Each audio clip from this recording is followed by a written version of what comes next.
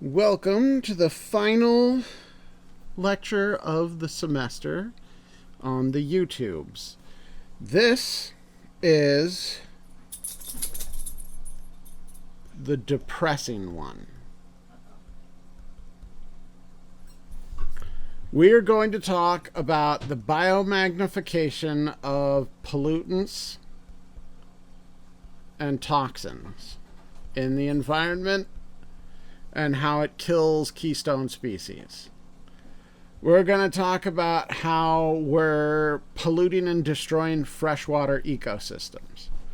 We're going to talk about how we're deforesting vital and biodiverse rainforests and old wood forests. We're going to be talking about how we're destroying the fisheries and potentially going to a world where tuna are extinct. And then we're going to top it off at the end with global climate change. So, yeah. Because of that,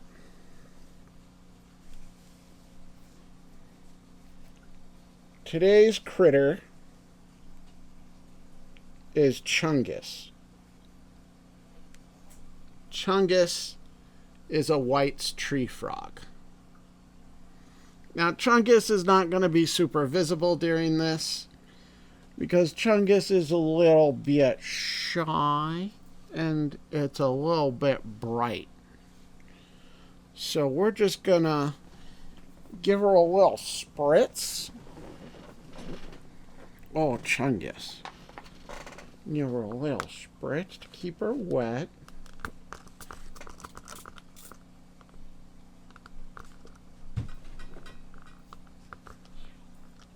There you go. And now we're just going to give her a little rub down because she's a princess. So precious. And now, Miss Chungus, you may decide, you have to be pocket frog first. You have to, okay, here you go. Ready? There.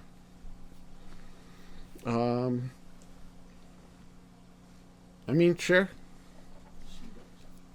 She's going to jump off me? She will jump. She's going to jump off me? Eventually. Just let me know. Okay. So let's start off with biomagnification and the sorts of horrible things that biomagnify into the environment. So when we talk about biomagnification, we're talking about chemicals that reach toxic concentrations in body tissues relatively easily.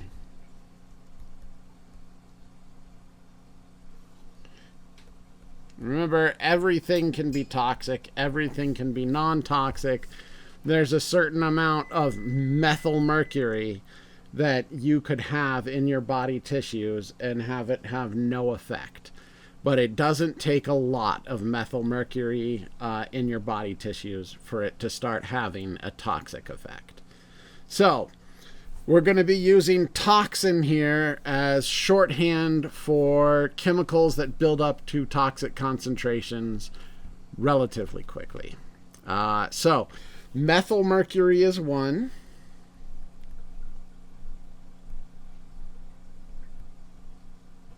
This is important because there are sometimes ways, there are some things in the environment that contain ethyl mercury.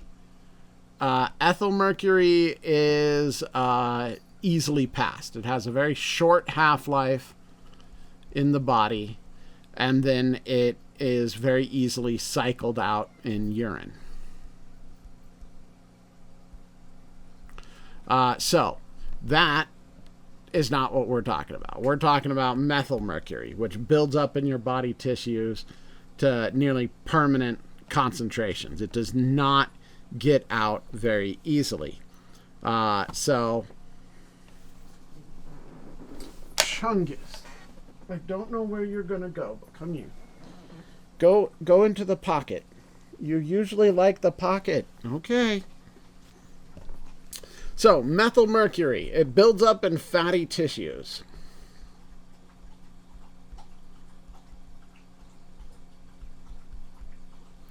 Right? It's a byproduct of coal power.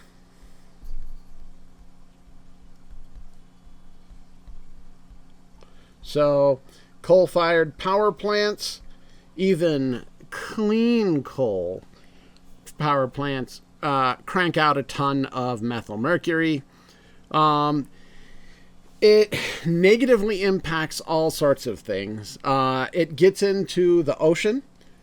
It is ubiquitous in ocean-growing organisms, including fish. Indeed, if you are pregnant, if you go to the FDA website, it will list the amount of canned tuna you are not to exceed while pregnant. Technically, even when not pregnant, there's an amount of canned tuna you're not supposed to exceed. It just has fewer consequences when you're not incubating a parasite that has to grow a nervous system. There we go. Okay, so it negatively impacts brain development in fish. So it impacts brain development in fish.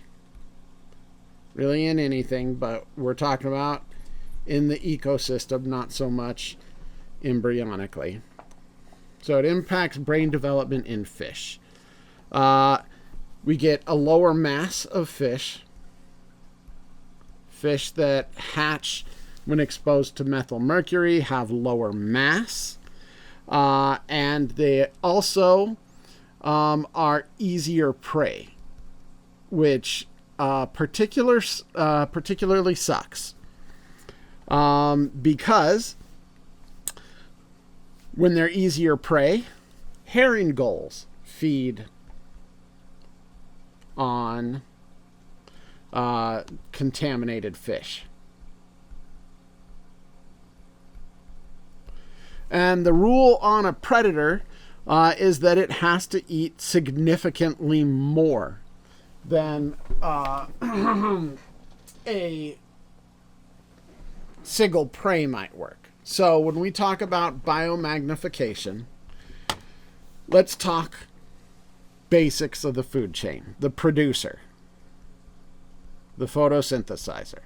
Phytoplankton are the first to get contaminated. They get contaminated with dissolved mercury from the atmosphere. So when you look at any given phytoplankton, there might be 0.025 parts per million in there. Zooplankton eat them, and zooplankton have to eat multiple phytoplankton to meet their needs. Photosynthesis is going to be the most efficient method of generating energy here, generating your nutrient needs. And so you're going to end up with the least amount of mercury. Then the zooplankton have to eat a bunch of phytoplankton. Not one, but a bunch. And so you end up with like 5 times the contamination in zooplankton. And then smelt. Fish eat 10 times, or they eat tons of zooplankton, and they end up with 10 times, right? And then lake trout are eating smelt, and they get 5 times the smelt concentrations. And then gulls are eating lake trout and smelt, and then you end up with roughly 100 times that of our smelt. So let's call it like, I don't know, 25 times the trout, because they need less trout because they're bigger, but it's still magnifying, and like 100 times, like 120 times the smelt. And these contaminated fish, right, are more likely to be eaten because their brains are negatively impacted, and so they're worse at avoiding predators. And they're more likely to be eaten in large amounts because they have a lower mass. And all through this process, the mercury is getting sequestered in fatty tissues. So it sequesters in the fatty tissues of the smelt, the trout, and then the gulls. And the reason it's biomagnifying like this is because it is not cycled out of the body tissues. Or at least its cycling is extremely slow. So, if it's not cycling out or it's extremely slow cycling, then you're going to end up with a situation where it just keeps increasing in concentration, right? So, herring gulls end up with massive concentrations of toxins in them. So here, this picture, I was talking mercury, but I think from the textbook, this is actually just looking at it PCBs. It does not affect the same concept. It's still biomagnification. Herring gulls in the Great Lakes can end up with PCB concentration 5,000 times higher than the phytoplankton. So not great. Mercury contamination in birds.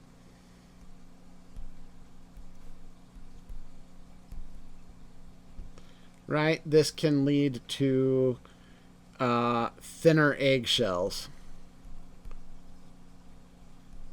in addition to nervous system effects. And that results in fewer successful hatchings. I'm running out of space. You know what? I'm erasing it all. Pause it and write down stuff that you haven't written down, because... Right. So, birds and mercury. Right? So we have nervous system impacts, because mercury impacts the nervous system of pretty much any vertebrate. Then, in addition to that, we have thinner eggshells.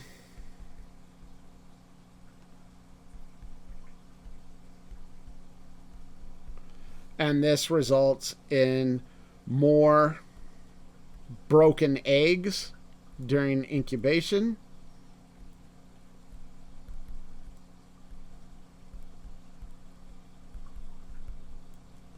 And that results in fewer gulls. So, biomagnification is having a cascading effect. When this lecture was written, I put this fact in here, and it is from 2019. And that FDA limit of fish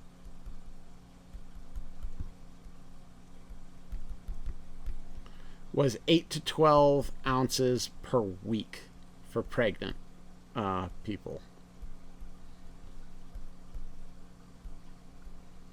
So if you're pregnant, 8 to 12 ounces of fish per week is your limit. So if you're a Piscean vegetarian, bust out that tofu. There we go. Continuing forward. Here's biomagnification of methyl mercury in an aquatic food chain. So if you have 1 nanogram per liter, we call that 1 part per trillion. So you have 1 liter of water, and it has been contaminated with 1 nanogram of methyl mercury. So the bacteria in the phytoplankton taking up that water and cycling it through their bodies as part of their normal metabolism end up getting 10 nanograms per kilogram of water. And so they end up with 10 parts per trillion in their bodies. Then our protozoan predators and zooplankton, they have to eat large numbers. And so we end up with 10 times the value. And then insect larvae eat them and end up at 1 parts per billion. So 10 times the previous one. And then another 10 times, and another 10 times, and another 10 times, and another 10 times. Right? So biomagnification is generally a exponential increase.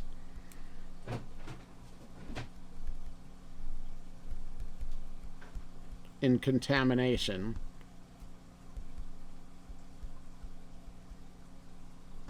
as you go up the food chain. So trophic level, by the way, probably worth defining real quick. So trophic levels.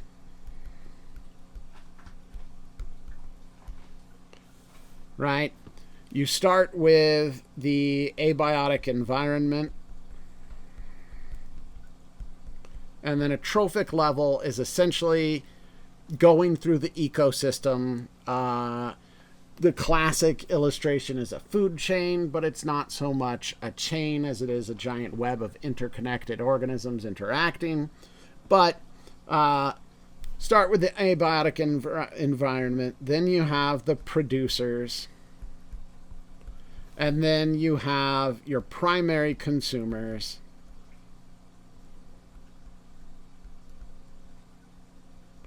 And you have all the consumer levels.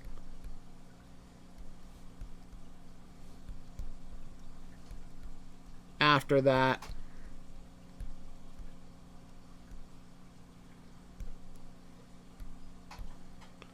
but in general,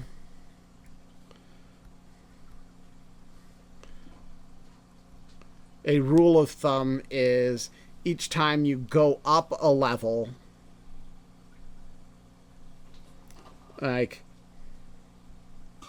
so I interconnected this an awful lot, but say here's a consumer here and they're obligate predators of this consumer, which consumes that one. So we have trophic 1, 2, 3, 4, 5. And the general rule is going up a trophic level means you need 10 times the resources. This is because it costs energy to digest, let's say. So when you're digesting stuff, the higher your trophic level, the more you have to consume in order to maintain your metabolic levels, right? Especially since kind of a general pattern as you increase in trophic level is also increase in size of the organism. So, because the organism is getting larger, it has higher metabolic needs. So higher trophic level generally means bigger, which generally means higher metabolic needs. And now you're digesting large amounts of prey, and it's energetic to digest other consumers, and you're having to go through and just the needs get higher and higher. And that's why you have this general rule of thumb of exponential growth, 10 times. So when we have biomagnification, since you're using 10 times the resources, the general expectation is an exponential increase in concentration. And the big thing about these biomagnifying toxins is that they either, like I said with methylmercury, and it's true for pretty much any of these toxins, they either don't leave the body or they slowly leave the body. And because of that, they have a longer time to have an effect, and they have a greater effect the higher up in the trophic level you go. Yeah. Oh, God, this lecture is so depressing. On to conservation biology and freshwater pollution. So, freshwater pollution is a big deal despite the fact that freshwater represents the smallest proportion of water on the planet. Freshwater is the smallest proportion of water on the planet. Don't quote me, but if my memory is correct, it's something like 2% of water on the planet is freshwater. I want to give that a Google before declaring it, and I'm not going to ask you to know 2%, but it is some ludicrously low proportion. The smallest proportion of water on the planet is freshwater. At the same time, it's an extremely valuable resource for animals and for humans, right? So, valuable for animals in that it's drinking water, right? So, a large, most of the animals on land and in, so most of the water on land is freshwater, and most of the animals on land require freshwater to survive. They are not adapted to be able to handle marine water, right? You have all your little outliers like the Great Salt Lake and the critters in there, or weird little hyper-saline environments in deserts and stuff. But rule of thumb, if you're a terrestrial organism or you're living in water on a continent, you're going to be making use of fresh water. So, extremely important. You need it to be alive. At the same time, plants, terrestrial plants, need fresh water in order to survive. If you try and water terrestrial plants with salt water, they'll die. You'll create a hypertonic environment, and their cells will lose water, and they'll wilt and die. So, salt water, very bad. So this creates a situation where you have human use. So A, we drink it, and B, we use it in agriculture. And we also use it for really, really stupid stuff. So in agriculture, we're talking like irrigation. And then in the world of the dumbest possible uses, in cities, you're often talking about ornamental plants and lawns.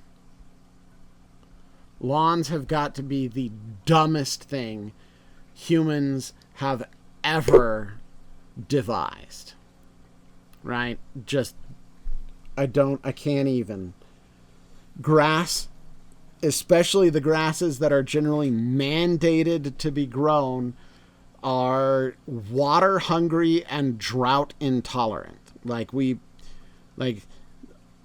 Homeowners associations generally pick grasses based on an aesthetic, not on a practicality basis.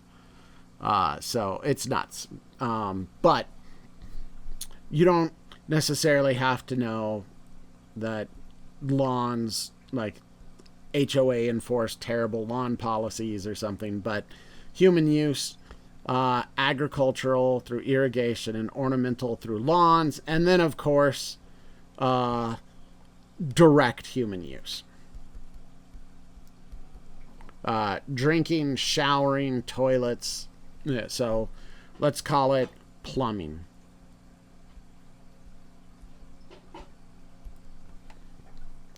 So there's a very small proportion of water on the planet that's freshwater, and it is extremely valuable to every living thing on the planet.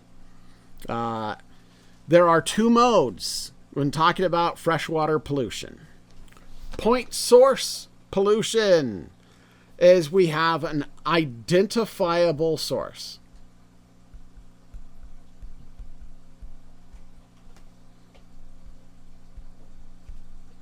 So 2A, we have an identifiable source, right? We have a point of contamination.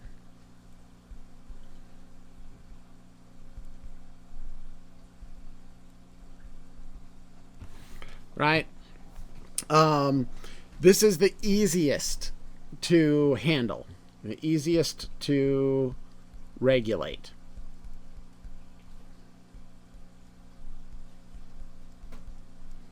Hey, you're not allowed to dump your sewage directly into the water.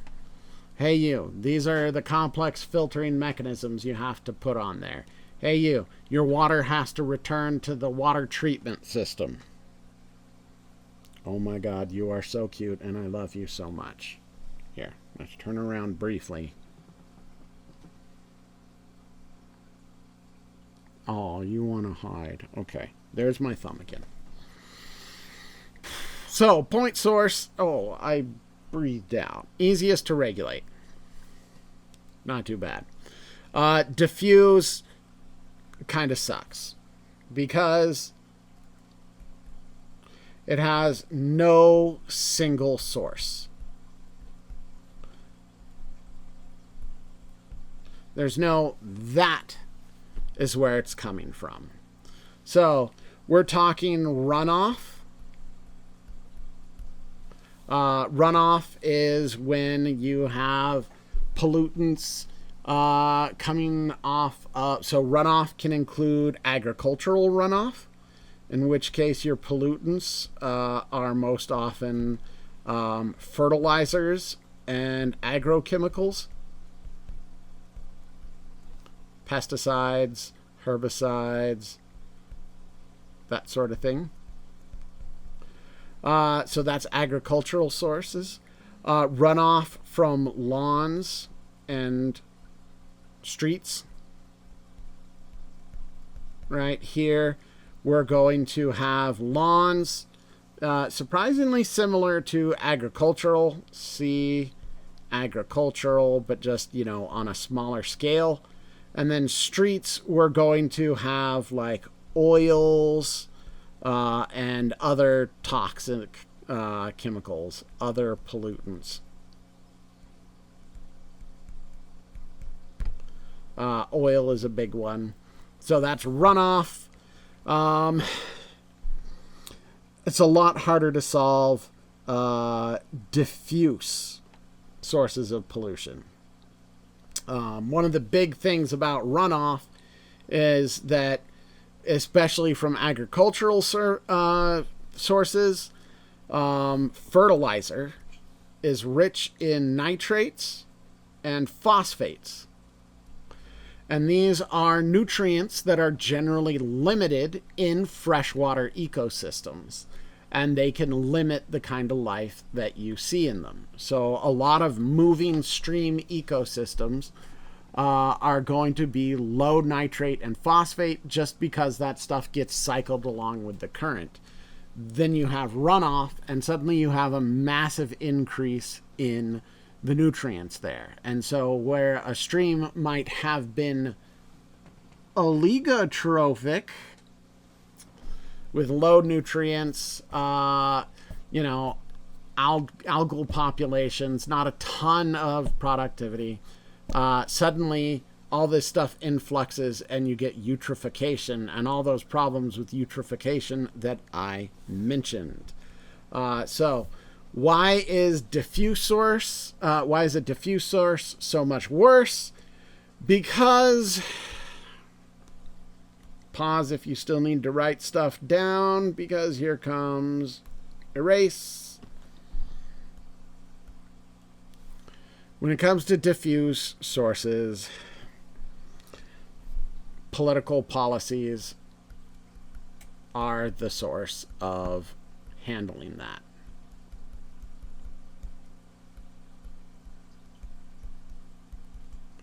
And this is more than like an EPA political policy. This is more like nationwide style or citywide or statewide political policies. And this is going to be like much harder, right? Political policies to regulate, and also public education.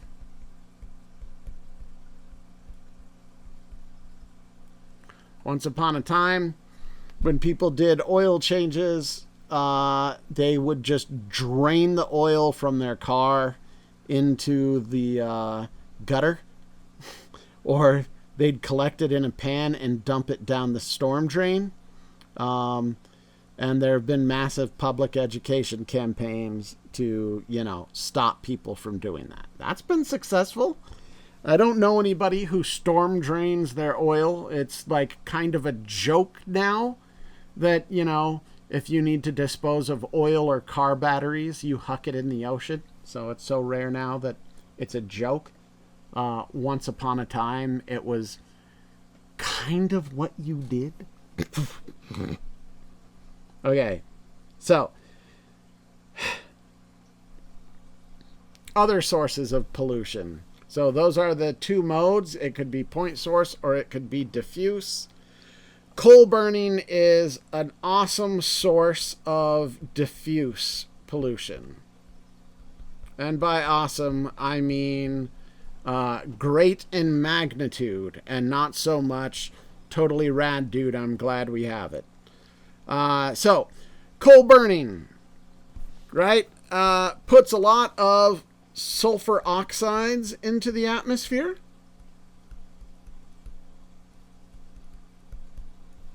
And when you have a bunch of sulfur oxides in the atmosphere, they, when you just add water,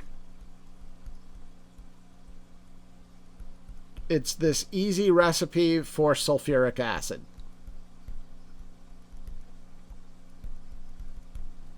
And that gives us acid rain.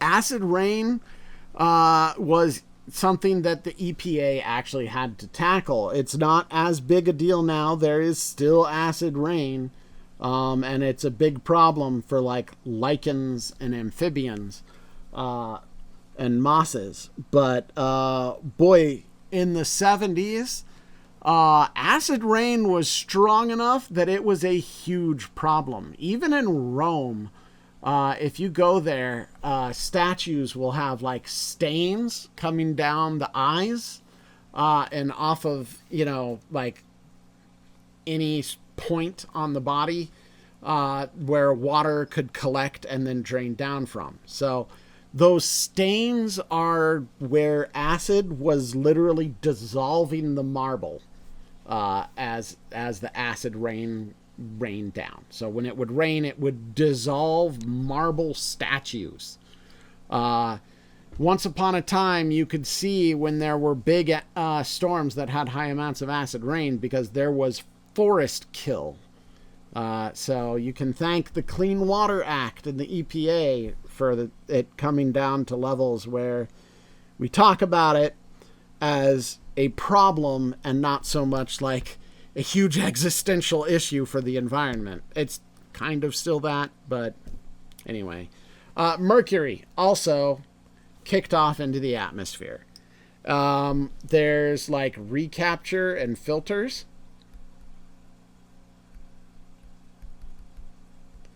But those are expensive. And so it's hard to, you could potentially set up systems in coal burning power plant smokestacks to capture all the mercury or to capture all the sulfur oxides and like drastically reduce the amount of pollutants. but that kind of filtration system is extremely expensive. And it's politics. So the people with the money influence power. And so we're not completely eliminating those pollutants. Instead, we're having companies go, we're making clean coal. And you're like, oh, wow. What makes clean coal clean? And they're like, well, you see, we took the word coal and we noticed there's a lot of negative connotations to coal. It's a pollutant. It's causing widespread environmental harm. People hate it. So what if we put the word clean in front of it? Boom! Now it's not so bad when you hear the word and you feel better. And that's clean coal. Clean coal is 100% marketing. So I'm rabble rousing now.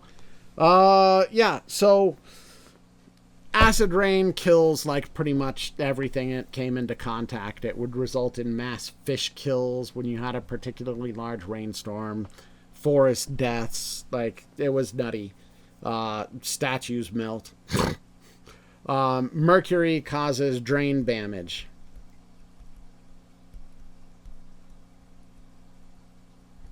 So that's great. Let's see where we go from here.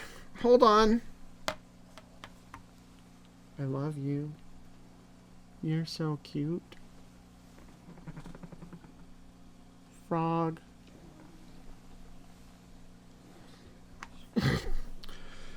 Deforestation.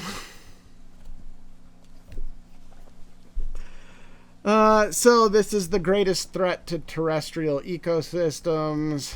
A number of reasons that it's the greatest threat to forest ecosystems is that it results in long-term and even permanent loss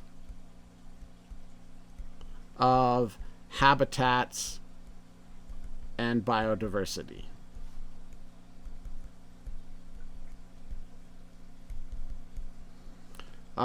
So you can get dramatic loss of biodiversity. When you destroy a tropical forest, remember what I said about the water cycle. Tropical forests produce their own rain.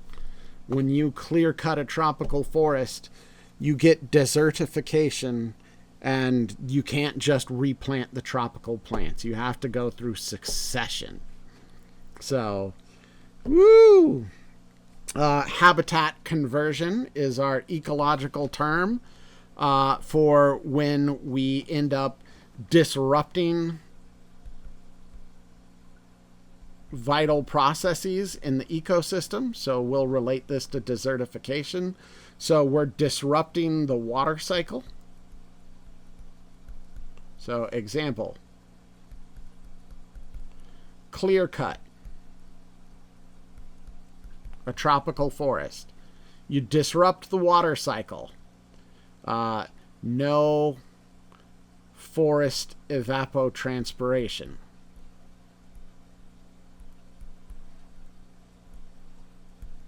Right? Then what you end up with is drastically reduced humidity and precipitation.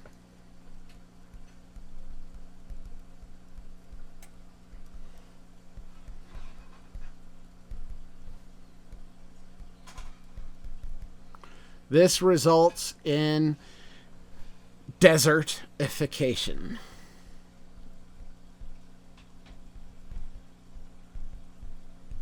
And you have a much more arid habitat.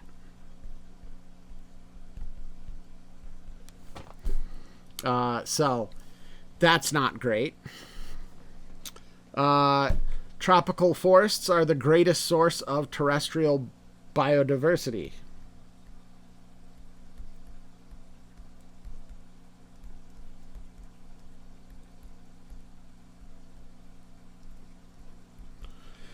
So this gets right into that first thing I said, terrestrial biodiversity. Right? Habitat loss gives us long-term permanent loss of habitats, and then the biodiversity in there.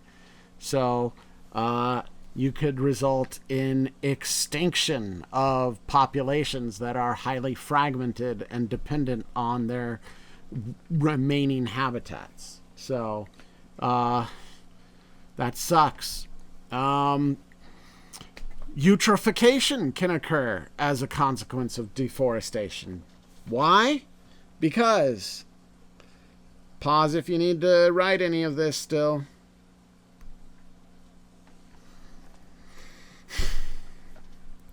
When you kill off the forest, you end up drastically reducing the resistance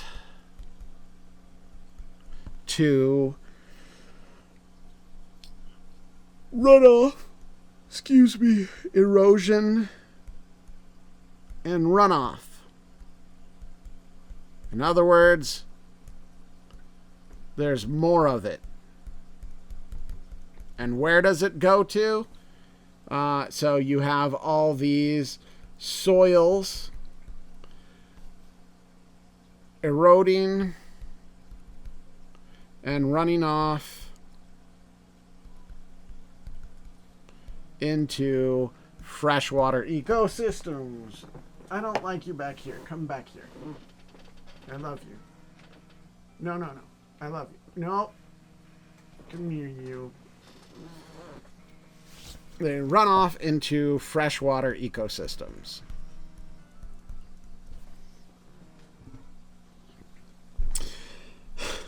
And this sudden influx of soil includes a sudden influx of nitrogen and phosphates.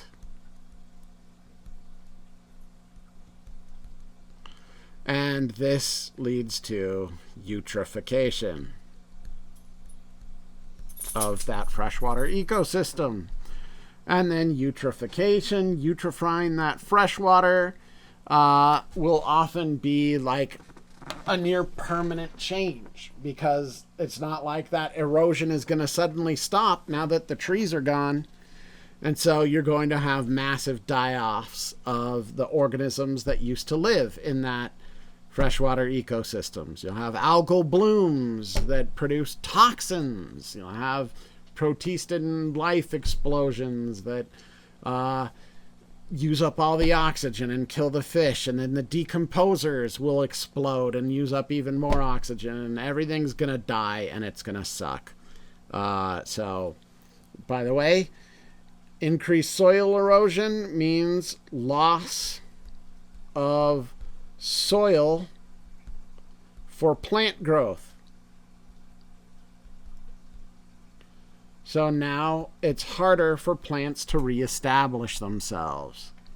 And then lastly, when you clear cut, you're usually going to burn or otherwise break down those trees, saw them up, use them in construction, whatever. You're going to burn or otherwise break down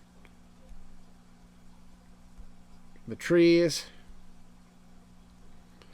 And that's going to put more CO2 into the atmosphere. And now, in addition to that, there's no trees absorbing that CO2. This is a large hillside in Honduras where you can see that kind of brown arid grassland, and that used to be a tropical forest. Let's look at kind of an extremely stark example. Haiti and the Dominican Republic are countries that share a border on a tropical island, and the Dominican Republic had much stronger laws to prevent deforestation and Haiti did not, because Haiti's been getting the raw end of the stick for 200 years. So, you know, people exploited its natural resources, and they did what they could themselves to exploit their natural resources, because after Haiti threw off the French government and got rid of slavery, the only way to be able to join the economy was to, this is not tested, promise France that they'd pay them back all the money that France and all the landowners in Haiti lost from not being able to do slavery anymore.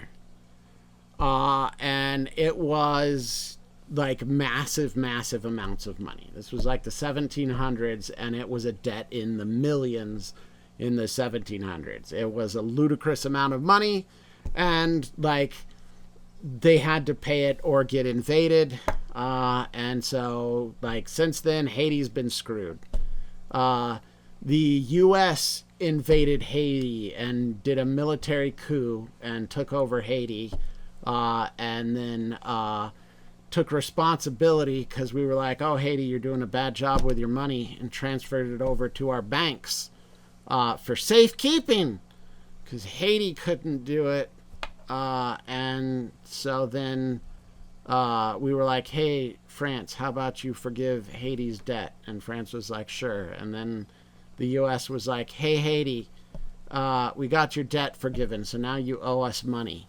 But don't worry, it's like 10 times less of infinity dollars as far as Haiti's concerned. And then because Haiti's full of political unrest, it goes through a series of military strongman dictatorships that do a real crap job managing the economy of Haiti. Okay. All right. Let's get back to depressing biology instead of depressing world politics. Anyway, Haiti had all its natural resources like screwed over, and you can see these desert, arid environments on the Haiti side of the border, and tropical forests on the Dominican side. So, woo! The U.S. had its own rainforest. So a rainforest is not just tropical. A rainforest is a forest with large amounts of precipitation. So the U.S. had very healthy rainforests and strong woodlands. So here's 1650, a map of forests, virgin forests, so not exploited, economic exploitation and deforestation. So here's all our like eastern deciduous forests.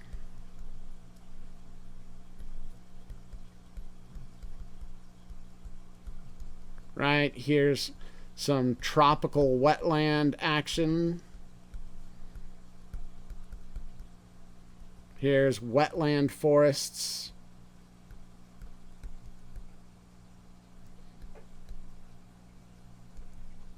Right, and then here's in the Pacific Northwest, temperate rainforests.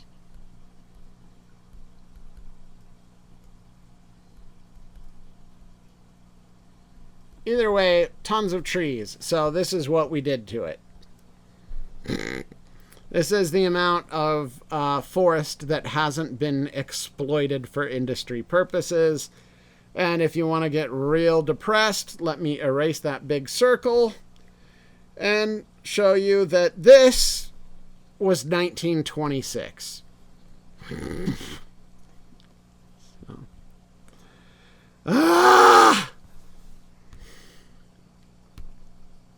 Depletion of fish in the oceans. Frog. Frog.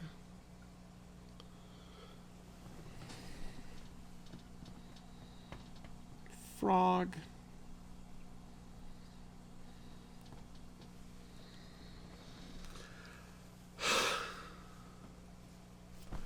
In the past 50 years, populations of large fish species, so over 50 years, populations of large fish species have gone down by 90%. Tuna, swordfish, marlin, sharks, cod, halibut, flounder. That's a lot of fish. And over the past 50 years, they've experienced a 90% population decrease. And who wants to guess why that is? Yes, you're right. It's overfishing. Fish are an important economic resource because we like to eat them. And so people go out and fish as much as they possibly can in order to make as much money off of fishing as they possibly can. And basically it's predicted that the fisheries will no longer be able to regenerate themselves in 2048, and you'll have population collapses, and the fish will start to functionally go extinct. The population collapse at first will mean that they are no longer economically feasible. There won't be enough of them to catch to be in the markets.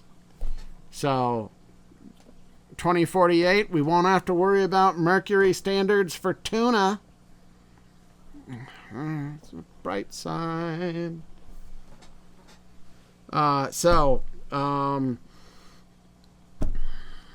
Then extinction not too long after. If you want to know if we've gotten better at this, there are policies that get put in place to try and manage the fisheries. Like the UN will put maximum fish captures on there. The US will institute maximum fish captures. We'll establish areas where certain years you're not allowed to go fishing there at all. But all analyses of these show that they are delaying collapse instead of preventing collapse. So that's nice. And with the economically important fish species becoming more rare, we're also changing what fish we like to eat. Like now there's rock bass. Rock bass aren't bass. They're a very deep cold water fish that I think takes around 20 years to sexually mature, which means now that we're fishing for those a lot to sell into the economy, we're going to wipe their fishery out super fast because they live in deep cold water where they're not active and they grow slow. So what's the solution? Better policies. Instead of delaying, how about we prevent? We set up max catches that will actually prevent fishery collapses. Of course,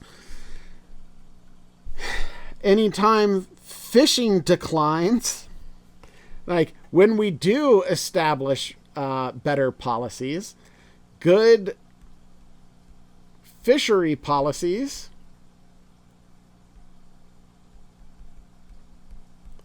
lead to more poaching. And if you want to get real depressed, that poaching increase is on land and water.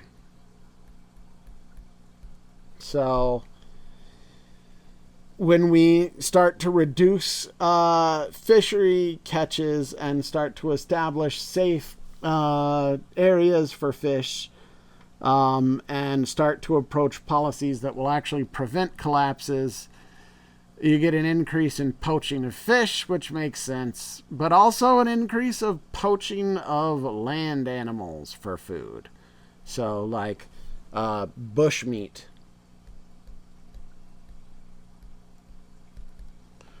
Which is sort of slang for like native terrestrial animals, especially in like places with a lot of tropical forest, like Africa and Asia. So, and not just tropical forest, but places with lots of biodiversity and lots of animals. So, monkeys, chimps, gorillas, birds, lots of stuff, bushmeat, and yeah, poaching goes up when better fishery policies are put in place. Slide 9 of 13. Oh my God. Global warming. This is the final topic for this one, so that's good. It's 4 slides of global warming, but, you know, like, one of them is a comic at the very end, so, you know. Okay. Frog. Get me through these next 3 slides, Frog. I beg you. Here's my nose. Oh, offensive. I'm sorry, I breathed on you.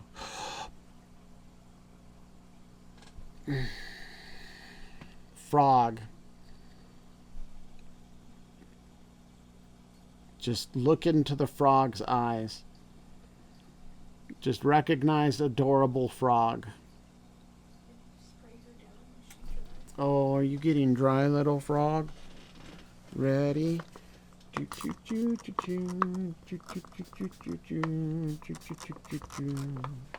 you go. And now a little bit of this. Oh, that's nice. That's nice. Oh, there you go. And then onto my hand. There you go. That's lots of water. Okay, frog. This is my drawing hand.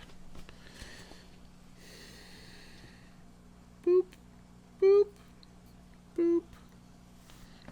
Frog. Okay, we're going to define it, even though almost everybody knows what it is, but basically global warming is caused by an increase in greenhouse gases, carbon dioxide, methane, and other gases. Here's the long and the short of it. We've got a sun. And the sun emits solar radiation. And then we've got an earth. And then we've got an atmosphere. I don't know, green atmosphere. Some of that solar radiation is deflected by the atmosphere. Some of that solar radiation gets down and it warms the planet up. But good news, because the Earth also reflects solar radiation up into the atmosphere and then back out. So there's a balance to the system. So as long as the atmosphere is staying pretty stable, the same and all that, we have heat, solar radiation warming the earth and making it, you know, friendly to liquid water. And then the heat gets reflected into the atmosphere and then it escapes the atmosphere. But guess what? There are certain gases that are very good at reflecting heat back down onto the surface. So now, well, that has gotten pretty gnarly. Okay. Put that green atmosphere back into place. That's enough of it. Then we'll have our greenhouse gases up here. And then we'll have solar radiation coming in, bouncing off of the earth, and then bouncing back down to the earth. And now we're causing an increase in the average temperature of the earth. So the atmosphere, the average temperature of the entire atmosphere is going up. So here's just since 1960, not since the Industrial Revolution, but just since 1960. You can see in red, we have our annual temperature variations, and in blue, we have the CO2 concentrations in the atmosphere. This graph ends at 2010, and it has continued to get equally depressing. And as CO2 emissions, greenhouse gas emissions continue to increase, temperature continues to increase. Worst part about this is that temperature does not respond to the current conditions. Temperature responds to the conditions like a few years ago. So there is kind of a slow response. In other words, the current warming is because of CO2, because of greenhouse gases 5 to 10 years ago. So that's great. Evidence that global warming is occurring. Ice-free seasons in the Arctic. So there's normally seasons in the Arctic Ocean, the northern pole, where there's a lack of ice. But these ice-free seasons are going longer. So, they generally have started to last 2.5 plus weeks longer. And the amount of ice at the North Pole has decreased. So it's become more thin, and we have less coverage at the North Pole. And then we have receding glaciers. Madam Frog. Here's Pasterze Glacier, Austria. 1875 was kind of the start of the Industrial Revolution. And here's 20 years ago, 2004. So here's a giant glacier that had been there since the last ice age. Indeed, we are still in an ice age when you look at the technical definitions of ice ages. But, you know, here's the current glacier. It's like there's a little bit of snow there, and then it's somewhere back here in a very small, like there's no, it's, here's a little bit. It's gone. It's gone. It's gone. So that's sweet. All right. Let's talk about the effects on the ecology, not just the ice. Well, you know, ice has an effect. Anyway. All right, species effects. Ranges shift, right? Because species have temperature tolerance. So we have an ecosystem is largely governed by by sun radiation. So solar radiation and atmospheric cycles. So atmospheric air cycles. And as solar radiation, you know, as heat increases, temperature increases, and so different ecosystems have different temperature ranges. And also humidity ranges. And, well, it's not as simple as, you know, this area temperature goes up, humidity goes down. We are seeing temperatures going up, humidity changing, and the ranges of species altering. So, for instance, a lot of species that are traditionally from equatorial regions are able to migrate further north. Northward expansion.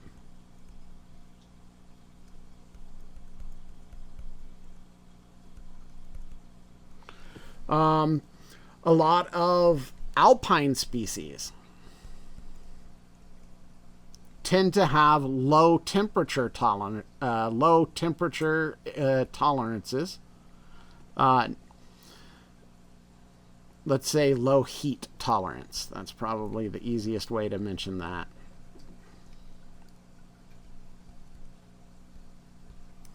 And so they are moving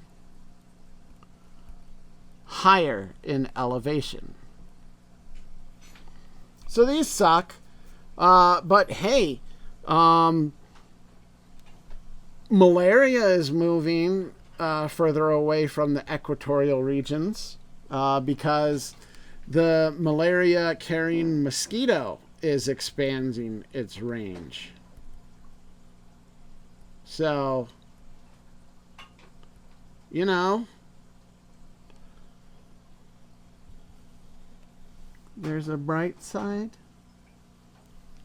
I don't know, man. Migratory birds are arriving earlier in the summer.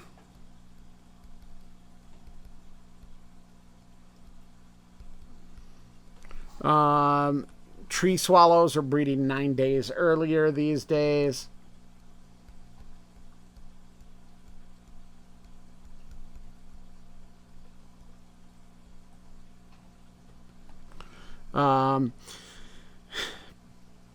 Insects and amphibians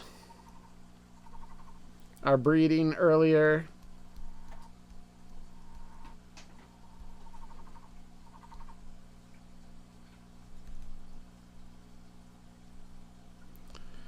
Now, some of these don't sound so bad offhand, but remember, ecosystems tend to be somewhat carefully balanced in their predator-prey interactions.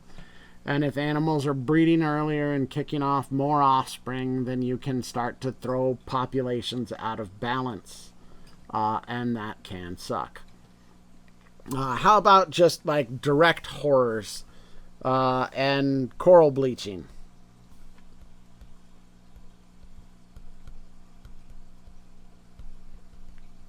So remember, coral are a symbiotic cnidarian and algae.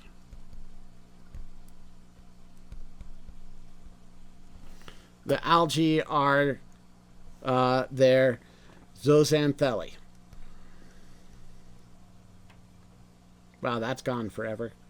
I guess let me just erase this slide. So coral are a cnidarian and a photosynthetic zooxanthellae.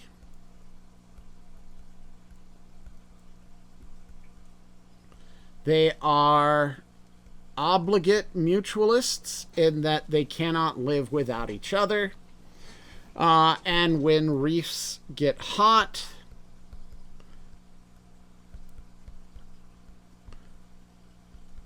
the corals eject all their zooxanthellae.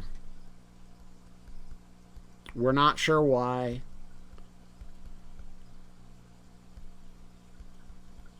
But the consequence is the reef dies.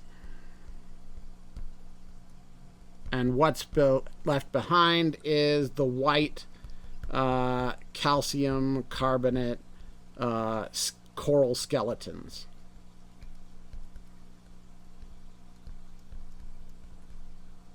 And that's why we call it coral bleaching.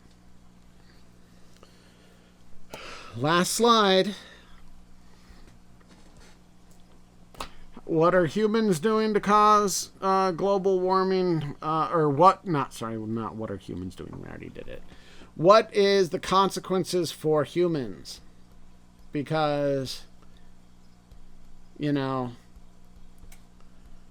if we're going to do something about it, it's going to be because somebody's life is getting negatively impacted. Sea levels are going to increase. Now, we're not talking like, day after tomorrow, apocalyptic societal destruction here. But if you get 1 to 2 feet of sea level increase, it will flood and submerge coastal cities and islands. It'll flood cities because the tides increase 1 to 2 feet, because the storm surges increase even more than 1 to 2 feet. All the normal, like all these little variations, you might go out there, take a ruler and be like 1 foot. But due to the cascading effects, like related to tides and storm surges and such, cities will flood. As the sea level increases even more, they'll become even worse. So we'll lose coastal cities.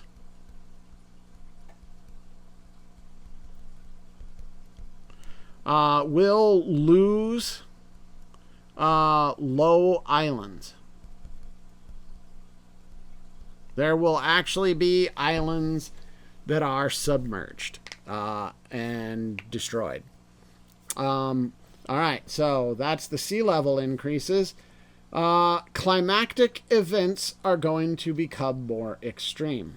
We actually already see that, but basically we'll have an increase in frequency of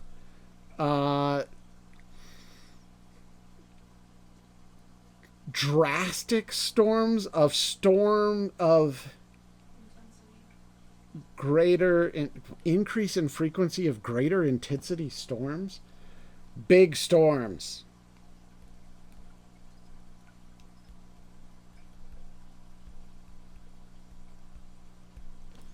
Right? We're talking category 4 to 5 hurricanes will become a lot more common. Now, hurricanes themselves might not really increase in frequency that much, but the intensity of the hurricanes will increase in frequency. So when you look at the historical frequency of these giant storms, of these giant hurricanes, you'll see an increasing frequency of giant hurricanes. Precipitation will change, right? So some areas you'll have increased precipitation, which will lead to flooding. You'll have rainfall events causing more flooding. Flooding can contaminate drinking water.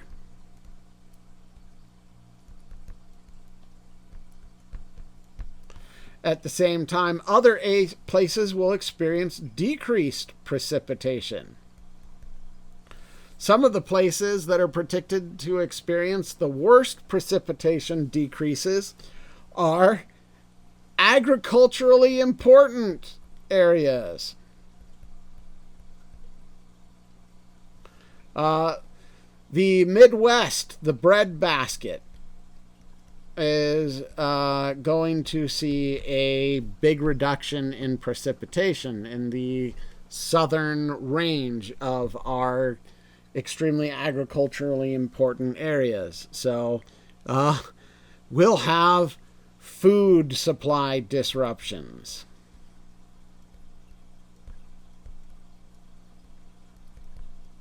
You'll have agricultural economies collapsing. Whole agricultural economic networks will just not work anymore because the entire area doesn't get enough rain to support the agriculture. So I don't know, maybe they'll all switch to farming cactuses and there'll be a lot more vodka to help humanity out with the changes associated with global warming. Not vodka, tequila. Anyway, tropical diseases like equatorial diseases should start to spread further from the equator.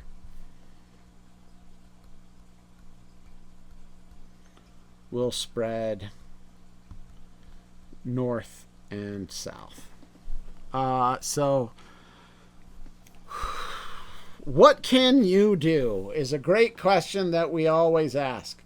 So I'm going to list a couple of things, and then I'm going to get a little militant here. So use less fossil fuels. What does that mean? Well, a big way an individual can do that is thermostat settings. Keep your place warmer than you like in the summer and cooler than you like in the winter.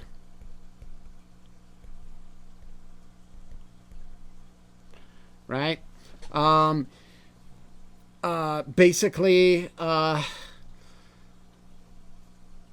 leave the thermostat, decrease AC or heat usage when you're not at home.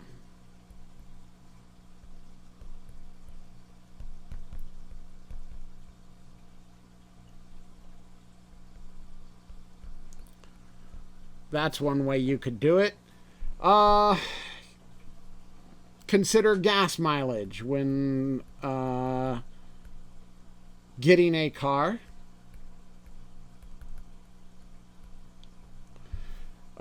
Something that's even better than considering gas mileage is public transportation.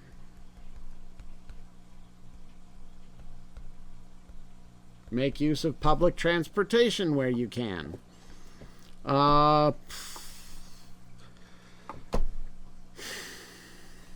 Use fewer plastics.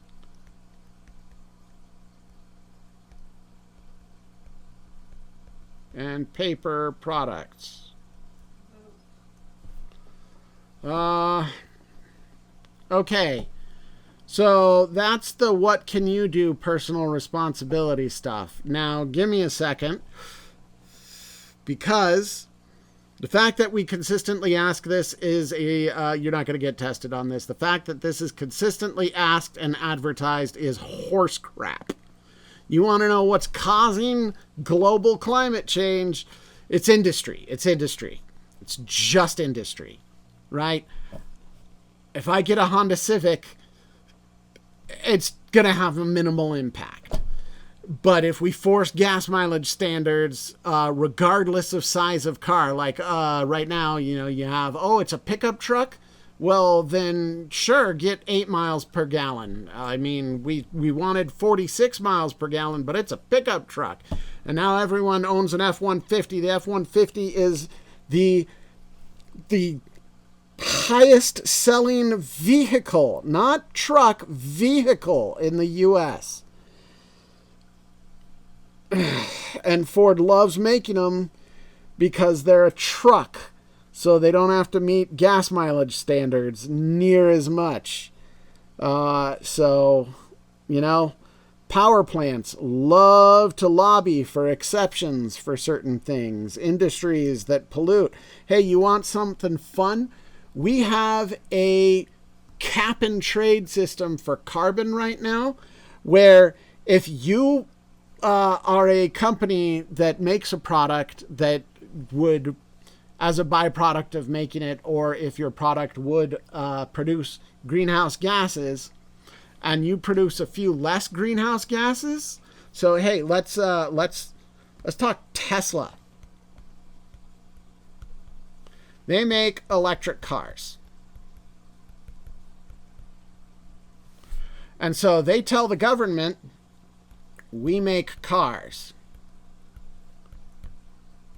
Cars use gas. This is the CO2 production of our cars if they used gas. And the government says, well, how much CO2 are you actually producing then? And Tesla goes, oh, we're not cranking out CO2. So we don't make that CO2. And the government goes, oh, wow, cool. Here's a bunch of money. Carbon credits. What's a carbon credit, you might ask? A carbon credit is a unit of hypothetical greenhouse gas pollution. And the government says, here's a bunch of carbon credits representing the difference between the amount of CO2 of greenhouse gas you would produce and the amount of greenhouse gas you do produce. Congratulations on doing all that work to reduce the CO2 you were never going to produce in the first place, but you get carbon credits. Okay, so what does Tesla do with their carbon credits? They sell their carbon credits to companies that pollute.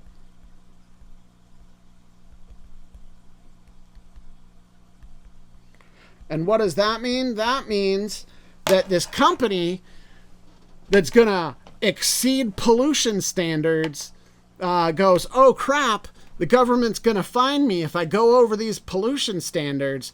But wait, I'll buy carbon credits from Tesla to, compensate. And now because I've bought these Tesla carbon credits, it counts as less pollution because Tesla didn't make all that CO2 that they said they could have made if their products weren't electric cars. And now we can pollute more. And so now Tesla gets a whole crap load of money in carbon credits. Google it. They would have gone out of business. They just recently started making money on actual car sales. For the longest time, they were a carbon credit company, and that's it.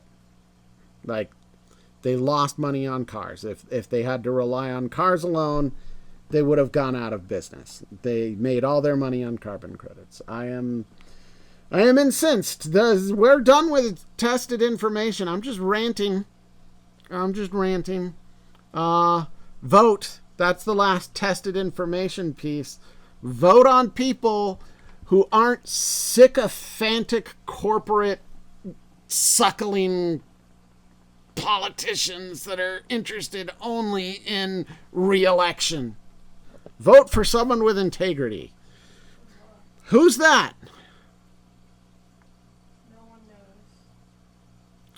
Okay? Vote for someone with more integrity than the other one. Because if you don't vote because no one has integrity, then there's a really good chance the person with less integrity is going to be in power, and then they're going to act even worse. Vote local. Get in on your local elections. In the states, states can actually dramatically change their policies, right? Start advocating for ranked choice voting, where you can vote for a candidate and then also vote for a few other choices. And then if the candidate you voted for doesn't get over 50%, then your votes all transfer to the next person. That's ranked choice. So vote for that in local elections, and then try and participate in getting that expanded to statewide elections, and then maybe even federal election policy. Colorado instituted ranked choice voting only in elections where there aren't political parties. So, I think mayoral elections have ranked choice, but that's an in. That's an in. So advocate for greater expansion of ranked choice voting. That gets you a greater choice in candidates and makes people feel more comfortable in voting for candidates because they can set up their choices and then the one that's slightly more integrity than the other one is their last choice. And they can start voting for other people. And maybe you'll get other people in there. So that would be cool. Yeah. Ranked choice is a big deal. That's Frog. a lot. Frog. That's here's a comic. Bad news is the ice cap is melting and it's going to make it almost impossible to catch seals. The good news is if we keep moving south, there's tons of fat animals called humans who can't run very fast. Ha ha ha, as if polar bears weren't going to go extinct. Frog. Frog. Frog. And then frog.